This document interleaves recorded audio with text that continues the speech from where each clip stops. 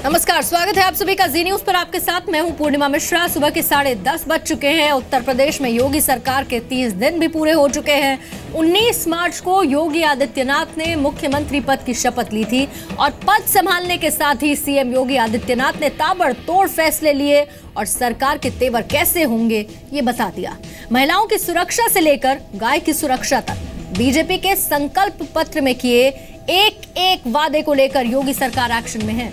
किसानों के कर्ज माफी का मामला हो या फिर एंटी रोमियो स्क्वाड हो, उसका गठन, शहर और गांव में बिजली सप्लाई हो या फिर सरकारी दफ्तरों में सफाई और अफसरों की मौजूदगी, एक से एक बढ़कर ताबड़तोड़ फैसले अब तक योगी सरकार ने लिए हैं। योगी सरकार के 30 दिन पूरे होने पर जी न्यूज दिन भर बड़ी कवरेज कर रहा है।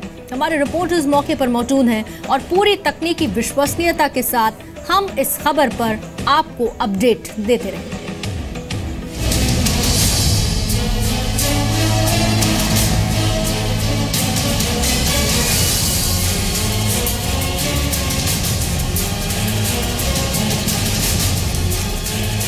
पिछले 30 दिनों से उत्तर प्रदेश में सिर्फ और सिर्फ योगी आदित्यनाथ और उनके एक्शन की चर्चा है। जितनी जल्दी हो सकता हो हम प्रदेश के प्रत्येक जनता को हम लोग बिजली उपलब्ध कराएंगे। पीडब्ल्यूडी विभाग को एक बात के लिए कहा है कि 15 जून तक उत्तर प्रदेश के अंदर सभी सड़कें गड्ढा मुक्त हो जानी चाहिए, इसकी व्यवस्था सुनिश्चित कर दें। मैं स्वयं स्वच्छता के प्रति सजग रहूंगा और उसके लिए समय दूंगा, खर्च नहीं करूंगा। 19 मार्च को उत्तर प्रदेश के मुख्यमंत्री पद की शपथ लेने के बाद योगी ने 30 दिनों में एक के बाद एक ताबड़तोड़ फैसले लिए हैं। इन फैसलों के बूते आने वाले समय में यूपी का वर्क कल्चर बदलने, यूपी को विकास की रफ्तार देने और यूपी में नए अवसर पैदा करने का दावा किया जा रहा है। यूपी में परिवर्तन के इस योगी मंत्र में अब तक हुए फैसलों के तहत किसानों का 1 लाख तक का कर्ज माफ किया गया है।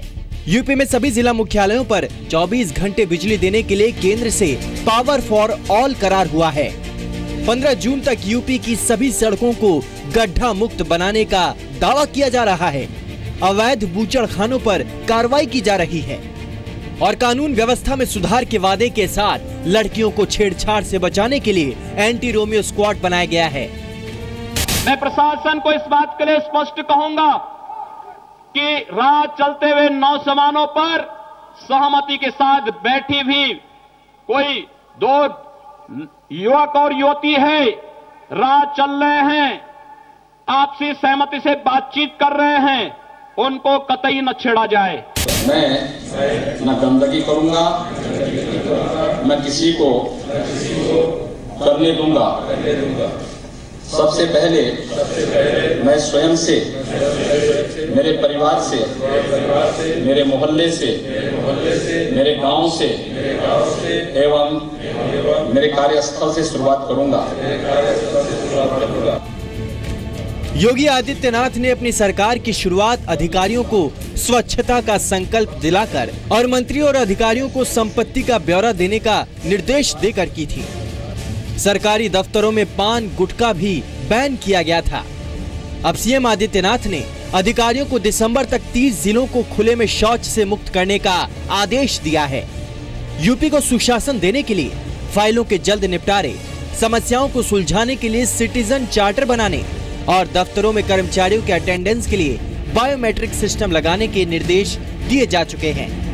योगी सरकार के मंत्रियों ने अपने कामकाज का प्रेजेंटेशन भी मुख्यमंत्री को दिया था। मुख्यमंत्री योगी की सख्त प्रशासक और तेज फैसले लेने को लेकर बन रही इस छवि के बीच उनके मंत्री अपने अपने विभागों का अचानक निरीक्षण भी कर रहे हैं। कोई कमी दिखी तो तुरंत कार्रवाई करते दिख रहे हैं। यूपी सरकार इलाहाबाद, मेरठ, आगरा, गोरखपुर और झांसी में मेट्रो रेल चलाने का ऐलान कर चुकी है।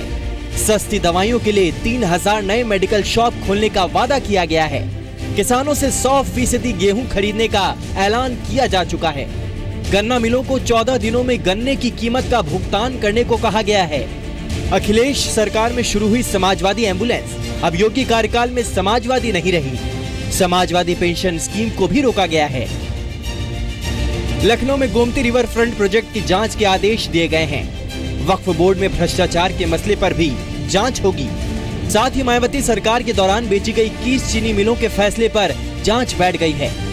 यूपीपीएससी के नतीजों पर फिलहाल रोक है, लेकिन अब उत्तर प्रदेश लोक सेवा आयोग की पीसीएस परीक्षा में छात्र छात्राओं को 2 अतिरिक्त मौके मिलेंगे।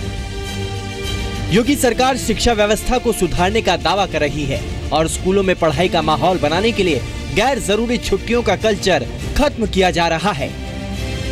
महापुरुषों के नाम पर छुट्टी की परंपरा बंद करके उस दिन विद्यालय चलाइए। 1 घंटे 2 घंटे का विशेष कार्यक्रम उस महापुरुष के नाम पर करिए, जिससे लोग इस बात से प्रेरित हो सकें, जान सकें हमारी परंपरा क्या थी। मुख्यमंत्री योगी आदित्यनाथ कैलाश मानसरोवर यात्रियों को सरकार की ओर से 1-1 लाख की आर्थिक मदद का ऐलान भी कर चुके हैं। ब्यूरो रिपोर्ट, जी मीडिया।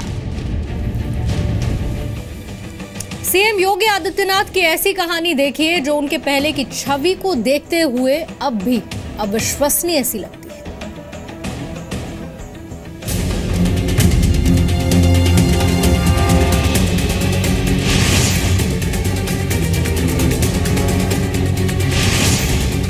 अगली बार किसी किसान ने आत्महत्या कर ली तो हम जैसों की कईयों की हत्या कर देगा योगी।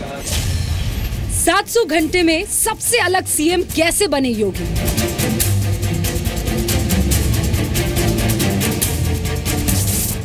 घंटे एक सीएम के काम को परखने के लिए ये बहुत कम है। 700 घंटे किसी सीएम या किसी भी इंसान को अलग पहचान बनाने के लिए बहुत कम है, लेकिन योगी ने सीएम बनने के बाद सिर्फ 700 घंटे में अपनी इमेज बदल दी, अपनी अलग पहचान बना ली। लीक से हटकर लकीर खींच रहे सीएम योगी आदित्यनाथ की अविश्वसनीय कहानी आपको भी सोचने पर मजबूर कर देगी।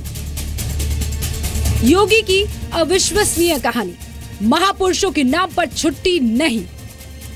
हर महापुरुष के नाम पर स्कूल को बंद कर दो। महापुरुषों के नाम पर छुट्टी की परंपरा बंद करके उस दिन विद्यालय चलाइए। 1 घंटे 2 घंटे का विशेष कार्यक्रम उस महापुरुष के नाम पर करिए, जिससे लोग इस बात से प्रेरित हो सकें, जान सकें हमारी परंपरा क्या थी। किसने सोचा था कि कोई सीएम स्कूलों में महापुरुषों के नाम पर छुट्टी देने की नहीं, छुट्टी बंद करने की बात करेगा? लेकिन योगी आदित्यनाथ ने ये किया। योगी की अविश्वसनीय कहानी, सत्ता योगियों के लिए, भोगियों के लिए नहीं। तो राज सत्ता योगियों के लिए है, भोगियों के लिए नहीं। और इसलिए लोग 10 बात कहेंगे। हमने कहा ना, हम बोलेंगे नहीं, लेकिन हमारा कार्य बोलेगा। योगी की अविश्वसनीय कहानी, ऊर्जा अधिकारी गोद लेंगे गांव। जहां पर 24 घंटे बिजली होगी वह उत्तर प्रदेश होगा, जहां की सड़कें गड्ढा मुक्त हो वह उत्तर प्रदेश होगा, और जहां कानून का राज होगा वह उत्तर प्रदेश होगा। क्या आपने ये सोचा था कि उत्तर प्रदेश के सीएम योगी आदित्यनाथ बिजली विभाग के अधिकारियों को गांव गोद लेने के निर्देश दे सकते हैं? सीएम योगी ने बिजली विभाग के अधिकारियों को निर्देश दिया कि वो एक-एक गांव गोद ले, ताकि उस गांव में बिजली की व्यवस्था सुधर सके। अगर इस दौरान गांव में बिजली को लेकर कोई गड़बड़ी पाई जाती है तो इसकी जवाबदेही पूरी तरह से गांव गोद लेने वाले अधिकारी की होगी। अधिशासी अभियंता से लेकर अवर अभियंता तक 1 साल के लिए एक-एक गांव गोद लेंगे। योगी की अविश्वसनीय कहानी, अनाज और इलाज के बिना कोई मरे नहीं। मैंने इस बात को कह दिया है, किसी जिले में भूख से मौत होगी तो जिलाधिकारी जवाबदेह होगा। स्वास्थ्य सुविधा के अभाव में किसी बच्चे की मौत हुई तो सीएमओ उसके लिए जिम्मेदार होगा। अपनी जिम्मेदारी को तय कर लें और फिर हम इसके बाद कोई दलील कहीं से सुनने को तैयार नहीं है। योगी का ये फरमान अधिकारियों के लिए आफत जरूर है, लेकिन यूपी के आम लोगों के लिए वरदान है। क्या ऐसी पहल इससे पहले यूपी में किसी सीएम ने की थी?